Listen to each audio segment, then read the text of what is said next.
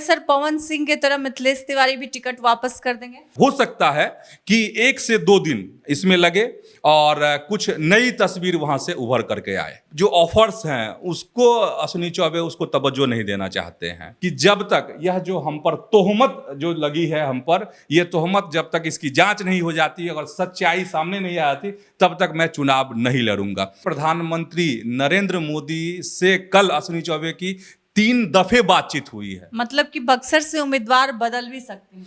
मिथिलेश तिवारी जो हैं कदम पीछे खींच सकते हैं। बक्सर में भी इसको लेकर काफी विरोध हो रहा है कि स्थानीय लोगों को टिकट देना चाहिए। आज की तो ये खबर हो गई कि मिथिलेश तिवारी को दिल्ली तलब किया गया है। पनोरमा ग्रुप, जो सोचता है वो करता है। नमस्कार, न्यूज हाट के खास प्रोग्राम सियासत में आप सभी दर्शकों का बहुत बहुत स्वागत है। मैं हूं करिश्मा। आज हम चर्चा करने जा रहे हैं बक्सर सीट को लेकर। आपको बता दें कि लोकसभा चुनाव नजदीक आ गया है, वैसे वैसे सियासी सरगर्मी काफी तेज होता दिखाई दे रहा है। इसी बीच बीजेपी से निकलकर एक बड़ी खबर सामने आई है। इस पर चर्चा करने के लिए हमारे साथ सीनियर पत्रकार चंदन झा है। सर नमस्कार। धन्यवाद करिश्मा। सर, मिथिलेश तिवारी को लेकर कुछ खबरें चल रही है और बड़ी खबर आ रही है, क्या है खबर? बक्सर को लेकर बड़ी खबर है। मिथिलेश तिवारी बक्सर के एक किरदार हैं अभी, क्योंकि बीजेपी ने उन्हें अपना प्रत्याशी वहां से बनाया है। मिथिलेश तिवारी को लेके देखो, खबर ये है हमारे पास कि बड़ी खबर कह सकते हैं कि मिथिलेश तिवारी जो हैं कदम पीछे खींच सकते हैं। क्योंकि अभी जो हमारे पास खबर है लेटेस्ट, उसके मुताबिक पीएमओ से मिथिलेश तिवारी को कॉल आया है। मिथिलेश तिवारी जो हैं दिल्ली पहुंचने वाले हैं और उनकी मुलाकात जो है इधर अमित शाह से भी होने वाली है, जेपी नड्डा से भी होने वाली है। और अगर चीज़ें नहीं सुलझी तो प्रधानमंत्री भी इसमें हस्तक्षेप कर सकते हैं। इस तरह की खबर हमारे पास आ रही है। और एक चीज और है इस खबर में कि बहुत सारी बातें जो है आगे बढ़ गई हैं। बातें आगे बढ़ गई हैं, कहने का मतलब यहाँ ये निकलता है करिश्मा कि अश्विनी चौबे अभी वर्तमान में सांसद हैं बक्सर के, और उनको यहाँ से प्रत्याशी बीजेपी ने नहीं बनाया। मिथिलेश तिवारी को मौका दिया गया। इन सब चीज़ों के बीच में विरोध भी खूब हो रहा है बक्सर में बाहरी को लेकर के। आज की तो ये खबर हो गई कि मिथिलेश तिवारी को दिल्ली तलब किया गया है और वो जा रहे हैं। इससे ये है कि अश्विनी चौबे का भी को लेकर खबर बता रहे हैं कि कल उनकी अश्विनी चौबे की अमित शाह से लंबी बातचीत हुई है, जेपी नड्डा से मुलाकात हुई है और इन सब चीज़ों को लेकर बात हुई है। और सबसे खास बात यह है कि प्रधानमंत्री नरेंद्र मोदी से कल अश्विनी चौबे की 3 दफे बातचीत हुई है। मतलब कि बक्सर से उम्मीदवार बदल भी सकते हैं? खबर तो कुछ इसी तरह की आ रही है कि ऐसा हो सकता है। जब ये हो जाएगा, चीज़ें जब तय हो जाएंगी तो हम अपने दर्शकों को उससे रूबरू कराएंगे। लेकिन बीजेपी खेमे की कह सकते हैं कि एक बड़ी खबर है, मिथिलेश तिवारी को दिल्ली तलब किया गया है। अभी कुछ भी कहना थोड़ी सी जल्दीबाजी हो जाएगी, लेकिन बड़ी बात यही है कि आखिर तलब क्यों किया गया। तो तलब इसीलिए किया गया है कि जो हमारे पास इनपुट है उसके मुताबिक इस पर मंथन चल रहा है और सीधे पीएम जो है इसमें हस्तक्षेप हुआ है। बक्सर में भी इसको लेकर काफी विरोध हो रहा है कि स्थानीय लोगों को टिकट देना चाहिए। हाँ, वहाँ से खूब इसको लेकर ये है मांग है कि स्थानीय लोगों को टिकट मिलना चाहिए। और सबसे बड़ी बात जो चर्चा वहाँ पे है कि मिथिलेश तिवारी को प्रत्याशी वहाँ क्यों बनाया गया। वो पिछले चुनाव हार गए थे। वो जब विधानसभा का चुनाव हुआ था, कहाँ से लड़े ये बैकुंठपुर से वो चुनाव लड़े थे, तो वो चुनाव हार चुके हैं। तो इसीलिए तरह तरह की चर्चाएं हो रही है कि एक ऐसे प्रत्याशी को यहाँ उतारा गया है जो जो हार गए थे पिछले चुनाव। लेकिन ठीक है, चूंकि शीर्ष नेतृत्व का अपना फैसला होगा, बीजेपी का कुछ अलग तरह से सोच होगी, लेकिन खबर यही बड़ी है, हलचल यही बड़ी है कि इस पर मंथन हो रहा है। मंथन का परिणाम क्या होगा वो अभी नहीं कहा जा सकता है, लेकिन मिथिलेश तिवारी को दिल्ली बुलाना एक बड़ा इशारा है करिश्मा। क्या सर पवन सिंह की तरह मिथिलेश तिवारी भी टिकट वापस कर देंगे? वो ऐसा हो सकता है, ये संभव है। देखो, पवन सिंह की बात अगर हम अपने दर्शकों को बताते हैं तो आसनसोल से उन्हें टिकट मिला था और सबको याद ही होगी वो बात।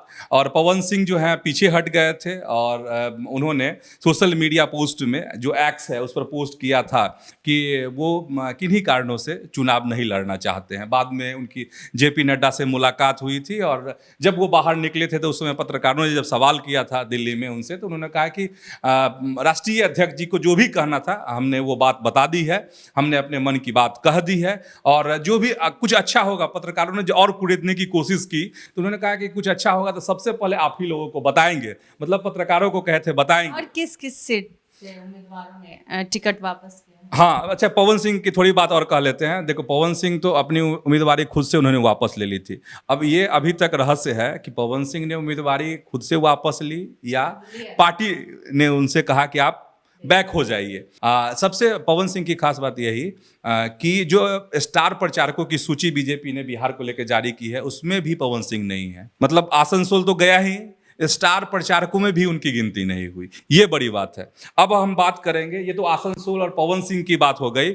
इसके अलावा बीजेपी में मतलब अचंभे वाली बात नहीं है जो मिथिलेश तिवारी को लेकर हम लोग कह रहे हैं, अश्विनी चौबे और बक्सर का जिक्र कर रहे हैं यहाँ पे, तो ये अचंभे वाली बात नहीं है। सबसे पहला उदाहरण तो पवन सिंह हो गए, भोजपुरी के जो स्टार हैं, पावर स्टार हैं।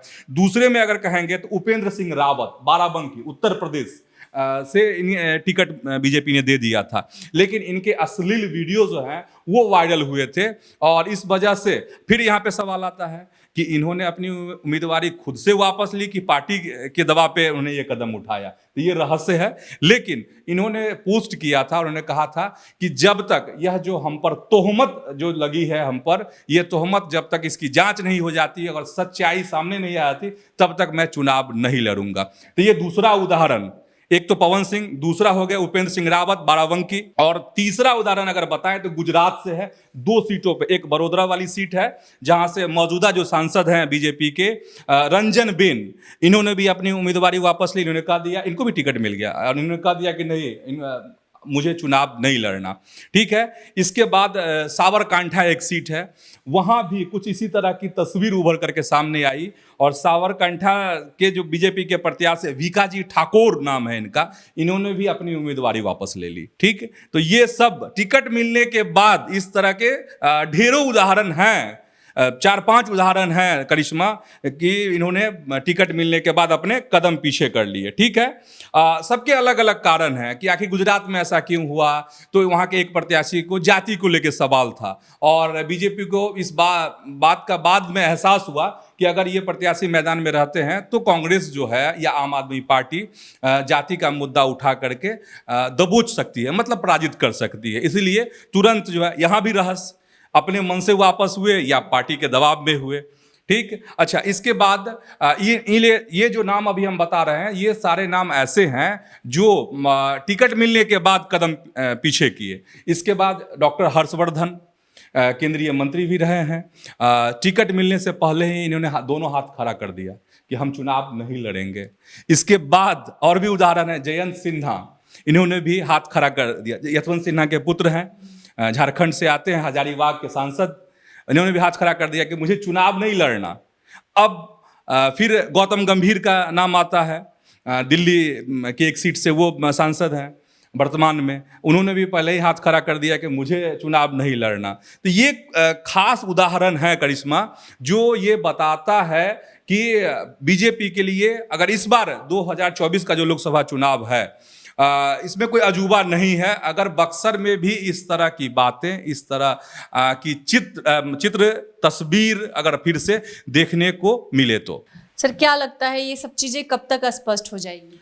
मुझे लगता है चूंकि आज मिथिलेश तिवारी को दिल्ली बुलाया गया है और हम अपने दर्शकों को बता ही चुके हैं शुरुआत में कि अश्विनी चौबे से की बातचीत जो है शीर्ष जो टॉप लीडरशिप है बीजेपी की, उनसे हो चुकी है। प्रधानमंत्री से भी हो चुकी है, नड्डा से भी हो चुकी है और अमित शाह से भी बात हो चुकी है। और एक चीज़ और है जो पहलू छूट गया है, तमाम तरह के ऑफर्स की भी बात हो रही है। चर्चा है कि अश्विनी चौबे को स्टार प्रचारकों की सूची में भी हैं हैं बिहार बीजेपी में वो। लेकिन कहा जा रहा है कि जो ऑफर्स हैं उसको अश्विनी चौबे उसको तवज्जो नहीं देना चाहते हैं। और इधर जो है क्योंकि जो इनपुट है उसके मुताबिक अश्विनी चौबे ने कहा है, जो अपनी बातें कही हैं शीर्ष नेतृत्व को, उसमें यह भी है कि बहुत पहले से साजिश की जा रही थी, क्योंकि कई बार इस तरह की खबरें आई थी कि अश्विनी चौबे का पहले से वहाँ विरोध हो रहा था, उनके पुतले जलाए जा रहे थे। तो इस तरह की जो बातें हैं, जो ऊपर तक यह बात अब जो पहुंची है, तो मुझे लगता है जो मिथिलेश तिवारी दिल्ली पहुंच करके जो उनकी बात होगी, तो ये सब सवाल उनसे हो सकते हैं और इन सब सवालों का जवाब मिथिलेश तिवारी को देना होगा। और हो सकता है कि 1 से 2 दिन इसमें लगे और कुछ नई तस्वीर वहां से उभर करके आए। बक्सर सीट को लेकर अभी हम लोग चर्चा कर रहे थे, ये सीट काफी रोचक हो गई है। बता दें कि मिथिलेश तिवारी को यहां से बीजेपी ने उम्मीदवार बनाया है, लेकिन इसी बीच जो खबरें आ रही है उसके मुताबिक मिथिलेश तिवारी को जेपी नड्डा, अमित शाह ने दिल्ली बुला लिया है और बातचीत होगी। अब क्या कुछ निकलकर सामने आएगा उसकी अपडेट भी हम आपको जरूर देंगे। और भी अधिक अपडेट के लिए आप हमारे चैनल न्यूज हाट